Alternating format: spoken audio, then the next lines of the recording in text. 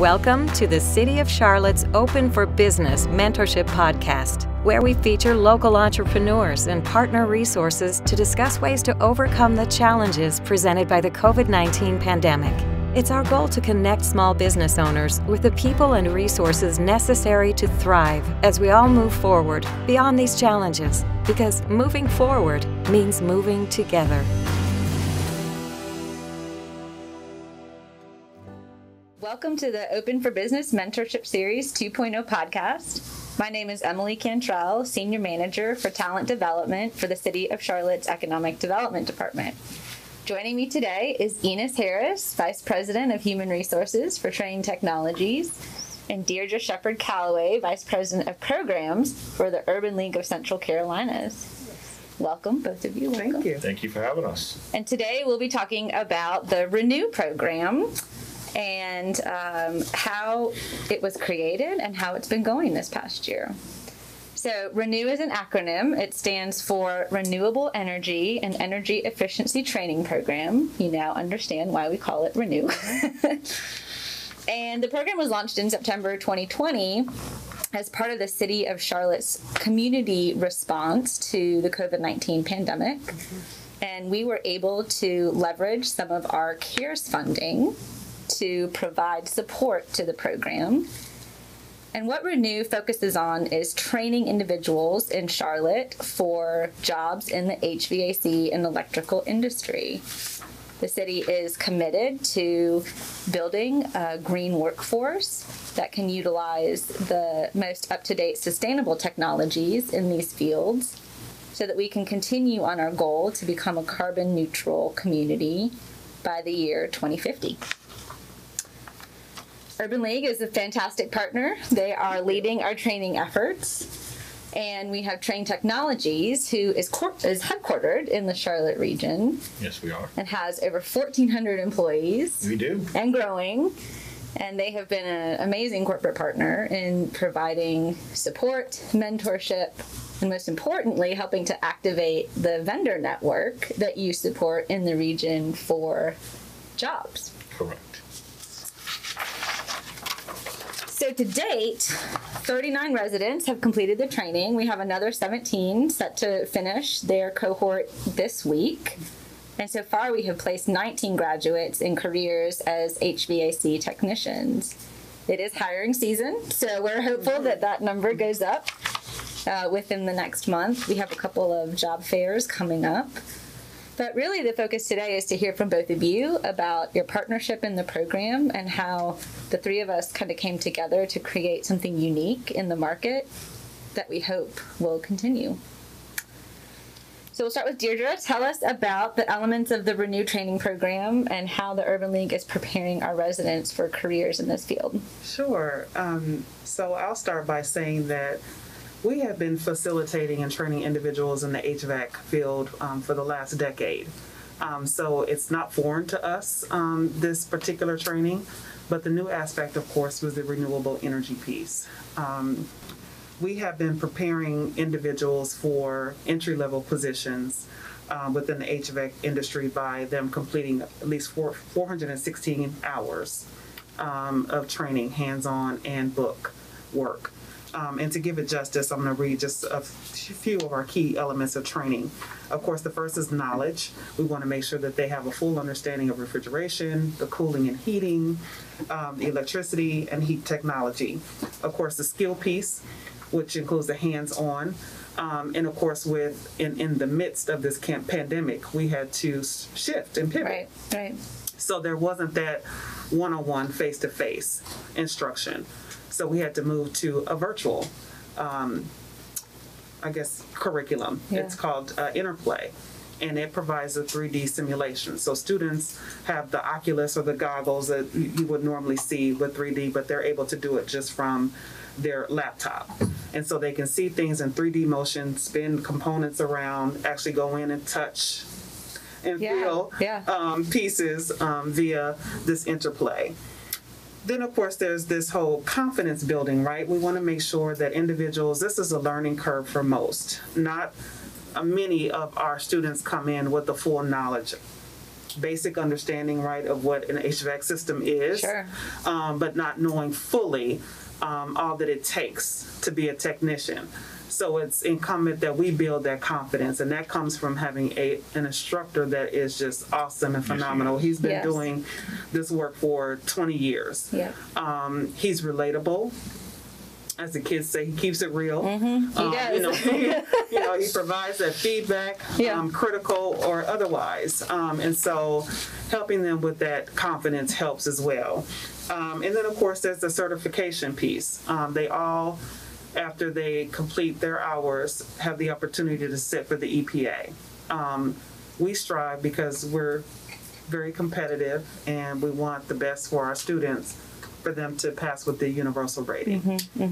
That's like the gold star of it all. And then, of course, there's the opportunity, the service to be able to put people through all these hours and days and taking their time, and then we are not able to connect them with employers that are hiring for these type of positions. And so Right. we want to make sure that they're employable, that they're ready, they're equipped and prepared. And so that opportunity is key.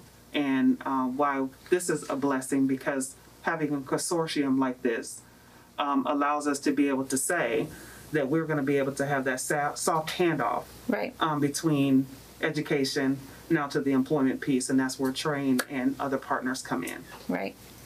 I remember in the beginning of this program trying to conceptualize a skilled trades training program on a virtual platform. And I think one outcome of COVID has been innovation, right? Absolutely. I think that especially the workforce development community, to have such a high demand for services and be similarly incapacitated, right, in terms of not being able to have people in their facilities, not being able to host in-person classes, the walk-up transactions, the counseling that happens.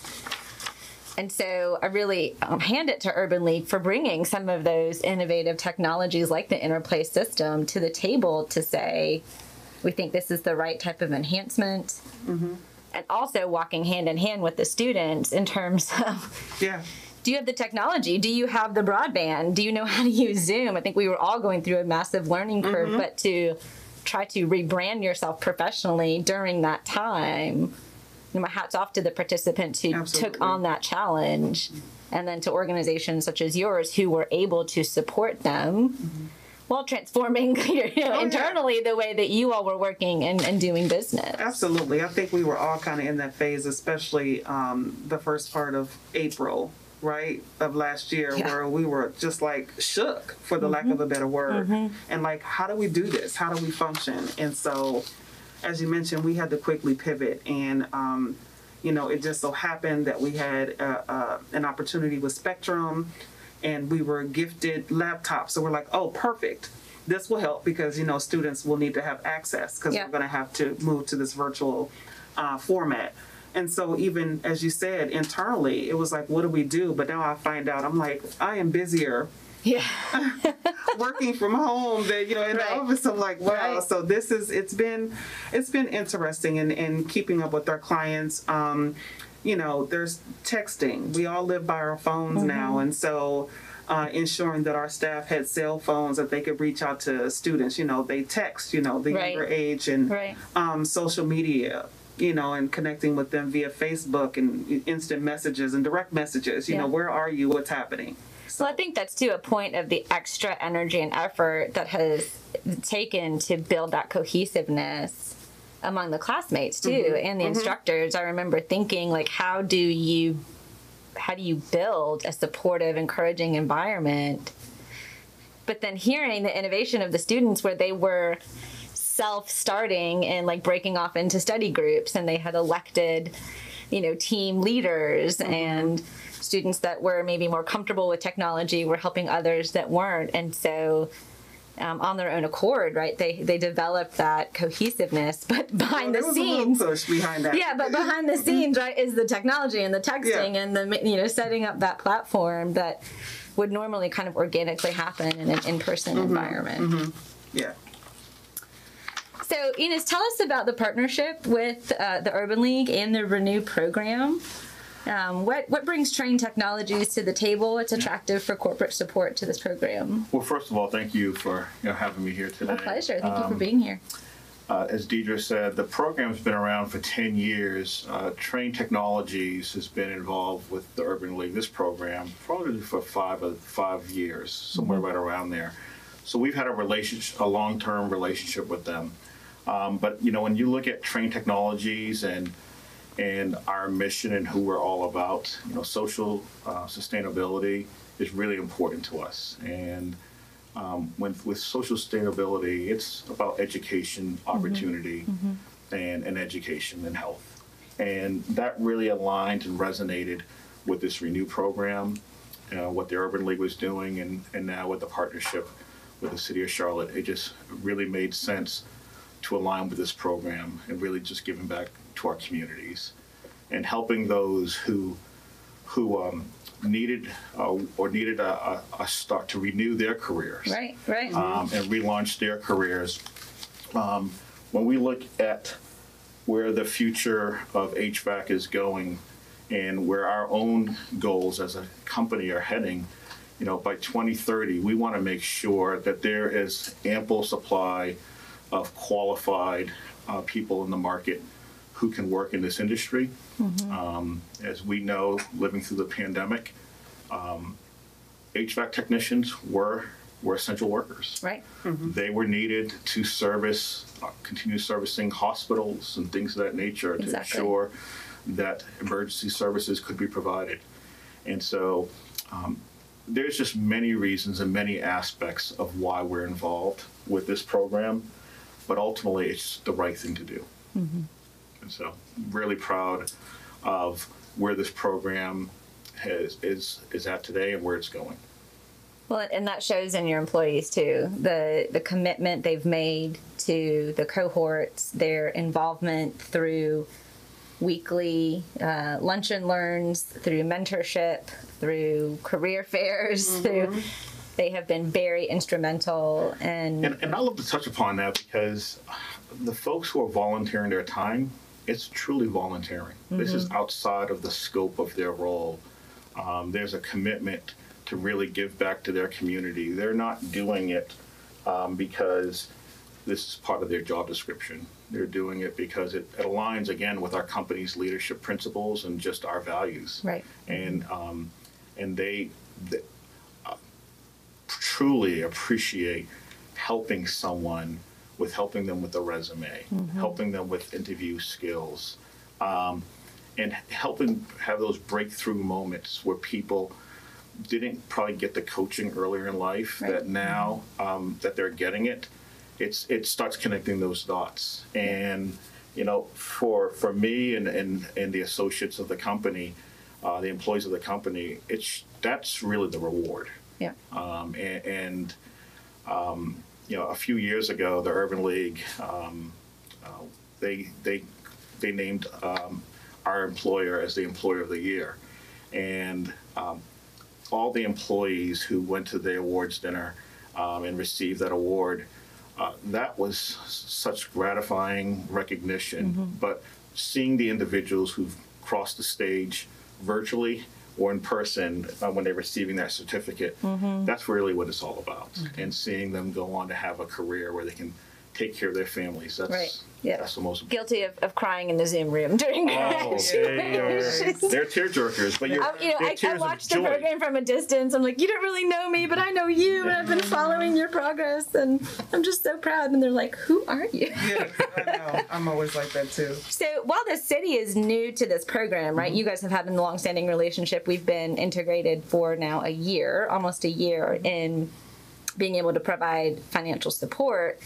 There is a lot of alignment, right, in the sustainability philosophies that Train has. We have our strategic energy action plan that is focused on creating carbon neutrality for our own organization, and then for the community, we have goals for 2030 and 2050. A pillar of that program is developing a green workforce, right, that can work with the new sustainable technologies, some of which don't exist yet, right? So preparing that subsector of our workforce for these opportunities But then our workforce development efforts are also grounded in diversity, equity, and inclusion. And it was really critical when we were able to use CARES money for this program that it was targeted towards Charlotte residents who had been displaced or disadvantaged by COVID. Because let's be honest, if you were struggling to hold down a successful career pre-COVID, and then you had a pandemic layered on top of that, we had several residents in our community extremely disadvantaged for holding down work. Women who, Deirdre and I know this, had kids who are schooling and all of a sudden at home. And so I'd like for Deirdre to talk about some of the Charlotte residents that have been impacted by this program, share some demographics about the program participants, if you don't mind. And, we all love success stories. So if there are a few success stories that stand out for you, I think we'd love to hear those too. Yes, I'll definitely have to abbreviate those. But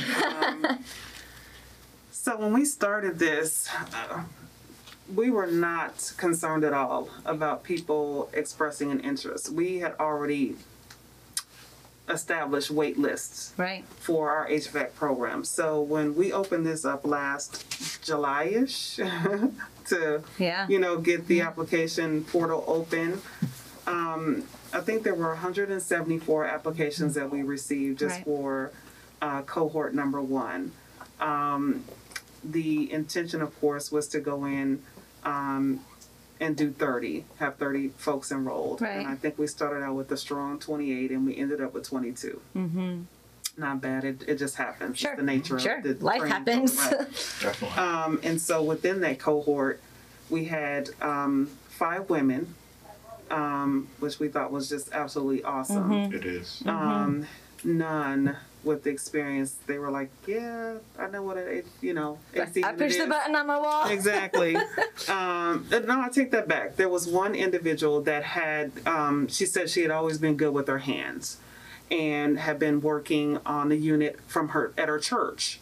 And so, success story. And then I'll get back to stats. So this same individual, we started the cohort of September 21st. By October 30th, she was like, I'm good. Where I've been kind of doing an apprentice opportunity, they want to hire me on. And so we said, yeah, sure, take the EPA exam. And she passed with Universal. She didn't even finish out through December. Wow. And so she is still there with the company.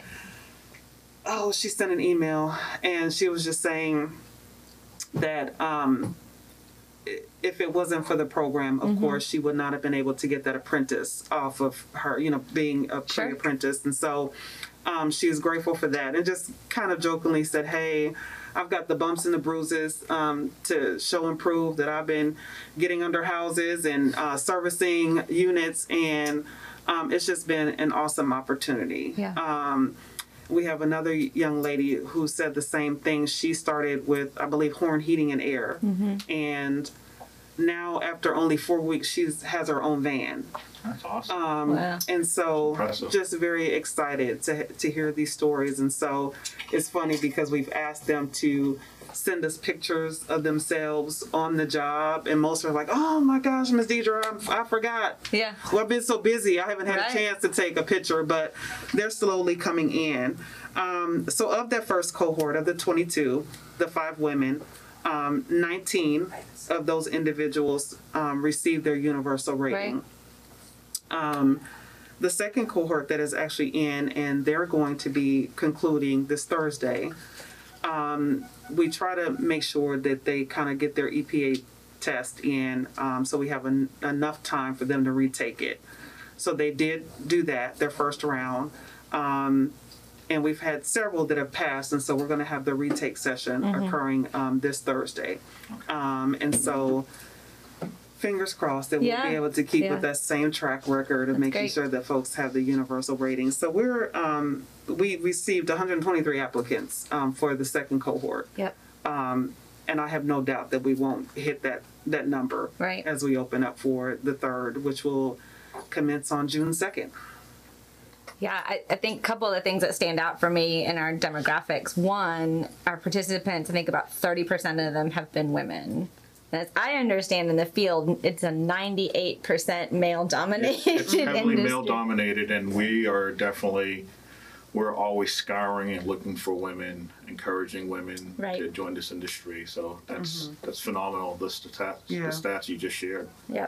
So I think that's a huge value proposition that a program like Renew, brings to the table, is that it's that supportive kind of ease of entry into an industry that maybe someone wouldn't necessarily think to explore. Definitely. But when you give them that supportive environment and they see themselves in those roles, they just take off. I mean, it's been amazing to see. And, it's good to be able to see that the return on investment, the opportunity, the earning potential that they can make in this. But, That's what's phenomenal. we need to make sure that as women, and of course, me being a woman of color, and ensuring that we have some kind of, I don't want to say materials, but resources available to women, because let's not be naive. You just mentioned the stats with it being 98% male.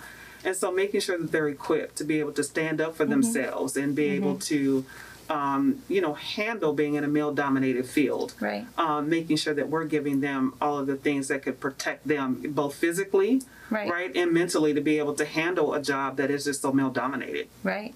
So tell us a little bit about how Train is providing that supportive environment, and what are some things that you do to onboard employees that may not look like the typical HVAC technician? Well, I think, like anything in life, when you find anyone that's talented, regardless of their race or gender, you want to make sure they have a world-class experience, right?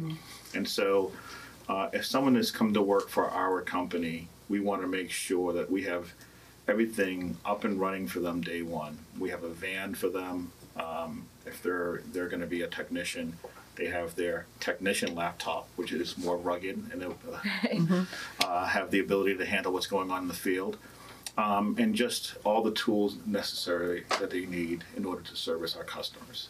But I will tell you, when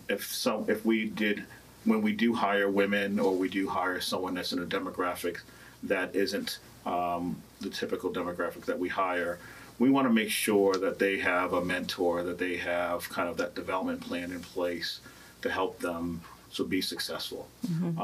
And so that's one of the things that we're constantly looking at, constantly trying to improve, and no different than what the Urban League and the Renew program went through last year, using technology to how do we, and innovation to be better, more efficient, and more effective. Right. Yeah. And I think go ahead. I was just saying, and to that, more success stories. We actually have 2 individuals that have now been hired with Train. So we had one from our first cohort, and then second Chris. gentleman, Chris, with this one, Mr. Arnell Newman. Yes. He got a call last night. Yeah, he'll be starting May 3rd. Yes, so, I did. Yeah. He's going to work in our Charlotte office. Good. Enos will be there to buy him lunch on Yes. on his first day. I have met him once or twice, so I'll be excited for seeing him in our uniform. Yeah. That's great. Yeah. So, and then I don't know if you saw the breakdown of the wages. Remind me. So pre-enrollment, I think the average earning or wages that individuals were getting was around $11, $12 an hour. And post-completion, we're averaging close to 17. Yep. So. Yep. I think one of the really impactful things for me in interacting with the cohort is helping these participants understand their value, right? And providing data, labor market data, right? That says this is what an HVAC technician earns in our community, and helping them understand that their brand as this holding a certificate and in this role has a certain value, and not too subtle, right? For those people who may want to start them at 10 or 11 or 12 to really be able to understand and articulate the value of their training and the value of their skill set in the community. And it's fantastic to see those wage increases be realized. And truthfully, that's one of the reasons why the city selected this field to support, because it's in crazy high demand. It is. When you look at the number of houses going up in Charlotte, when you look at the skyscrapers, the demand for this skill is not going anywhere. Technology is advancing it. And so we saw it as a sustainable career to invest in. and also work to provide opportunities to increase diversity and mobility as well. And I love the fact that you said that you shared that twice now. Everything that I'm hearing from the city of Charlotte mirrors what we're looking to do as a community partner for our communities, but also just in our own corporation as well. And we truly believe that one company can change an industry, and an industry can change the world. Right. And it just takes a group like our three organizations to help make and show what great looks like. Yeah, absolutely. And I'll say, I think when we watch how your employees, to that point, are influencing the small businesses within your vendor network. Yeah.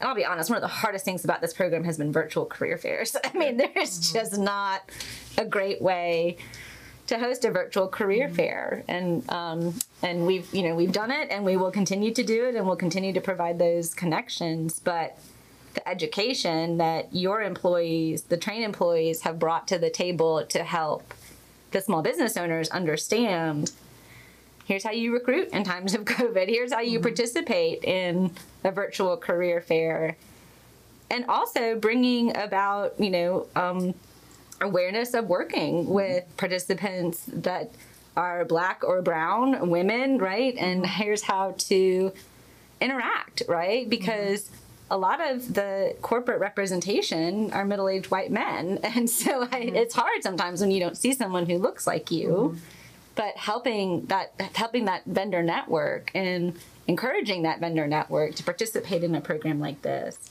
And here are best practices. To your point, you are changing an industry. That is the goal. And I think, again, we've already heard a few examples of just the impact that we've made on individuals.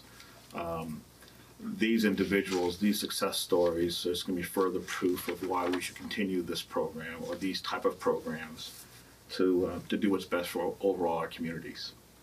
So great. And I think too, speaking to that, is just the supportive services. We can't forget about that as well. And ensuring that we have a well-rounded individual that has the skills, working on those life skills or those soft skills as well are just as important. Right. Unfortunately, I mean, there's research out there that shows, millennials and the likes, their work ethic comes from the Kardashians, right? And it's like, we have to then go in and break this mold. It's like, what? That's an anomaly. That doesn't happen all the time, right? So we need to make sure that you understand, to obtain and retain work, this is what a work ethic looks like. Yeah. Sure. And so we have to talk about the attitude, the appearance, the accountability, and so making sure that they understand all of that too to be successful. Right. And that's what I love about this program. It's not just teaching them a trade or a skill, but it's the soft skills and all the to complete them, to round them out.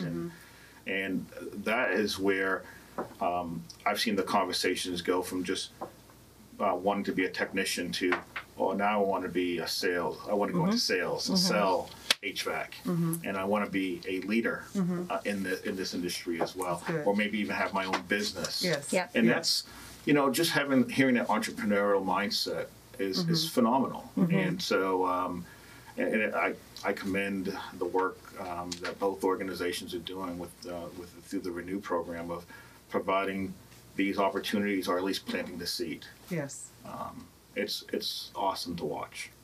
Well, it's awesome to be a part, and we're honored that the city was able to financially commit to the program. I'd like to hear from both of you, just kind of as we wrap up, future aspirations for the program and the partnership. What do you think is possible in the next kind of years to come? Well, I think we're linked together for life now. Oh, definitely.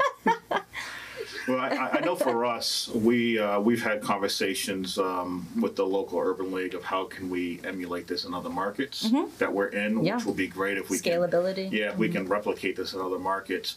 But I think, as Deidre said, our as long as we're in the business of sustainability, and they're in the business of training and that socially helping our communities prepare for a career, I continue this partnership going for quite some time. But, you know, one of the things when I look at Train Technologies, one of the things I'm really proud of is our commitment to our gigaton challenge, and that's reducing the carbon footprint by 2%, which I know aligns with what the city wants to do as well, and our commitment to 110, which is a new organization. We're one of the lead sponsors, where we want to help employ 1 million African Americans within the next 10 years. Yes, yes. And just our commitment to diversify our workforce and get more women in the workforce, be it our technician roles or the senior leadership. And so, yeah, I think all three of us, our partnership, our goals are aligned, and we'd love to see this continuing for years to come. Great. Absolutely. I know that, you know, we round out or conclude our contractual obligation to renew, you know, the fall of this year. But of course, the goal, as you mentioned, Enos, is sustainability. I mean, we're a small nonprofit organization. And so we're always looking for that next opportunity to help grow and expand our program. You know, we have to have a lot more ingenuity most of the time than we have money in the bank. So it takes partnerships like this and leveraging these opportunities and showing and telling our stories and the impact that these programs bring to our community. That hopefully, you know, folks out there listening are interested in, would be willing to support so that we can sustain our program and let it continue. Yeah, that's a great point. And one of the things the city has helped bring to the table to this program is that corporate advisory council, right? And brought awareness to a larger, you know, subset of the market and employers. And we've had, you know, probably 45 employers come back time and time again to these quarterly meetings, because I think what this is doing is really innovative and meaningful in the community, and important to continue to invest in creating a skilled workforce for the growth to come. So, and it's hard for, let me not say hard, but when you look at what we do as an organization and working with able-bodied adults, it's a harder sell. I mean, you know, we know the Make-A-Wishes of the world, and McDonald's and Starbucks and Nike. We can all spout their mantras. And so when you start talking to people about helping adult able-bodied folks, it becomes a difficult sell. Like, why is it so hard for people to get a job? Well, here are some of the things that we start breaking down the layers and the barriers that indeed cause that impact. Exactly. We have to keep doing this work and doing things like this to get the word out that this is very much needed for individuals to be able to succeed, so we can break, not to sound cliche, that cycle of poverty. You know, it's interesting, Deidre, you say that, you know, at Train Technologies, we have a tool we call Bridging Connections, which allows a safe place to have discussions about topics folks may not be comfortable with, right? And it's a great forum where folks can learn about maybe the different dimensions of diversity, or things going on in our communities, etc. But when I hear what you just talked about, the challenges we have about getting folks engaged to be involved in this type of work, the one thing that I have seen in my 5+ years being involved with the Urban League, either directly or indirectly, is the faces and the people have changed, the people kind of overseeing the program, but the commitment is still there. And I can almost guarantee 5 years from now, there'll be 3 different people sitting here, and this program will continue because it's the right thing to do. And as long as it's the right thing to do, it'll survive. And for that, that's what brings me joy. That's what inspires me, that this will continue. And through innovation and technology, it'll be enhanced. And in fact, in the future they'll laugh at how we did it. Yeah. So Oculus, we're just going to a 3D room now. Yeah, they'll be actually walking around In a 3D room. Yeah, Right, who knows what the right. technology will be in the future. But it's just phenomenal, just seeing where the program has gone and the impact with the city of Charlotte and the funds there has really been tremendous. And I think that was probably the missing piece to really round out this program.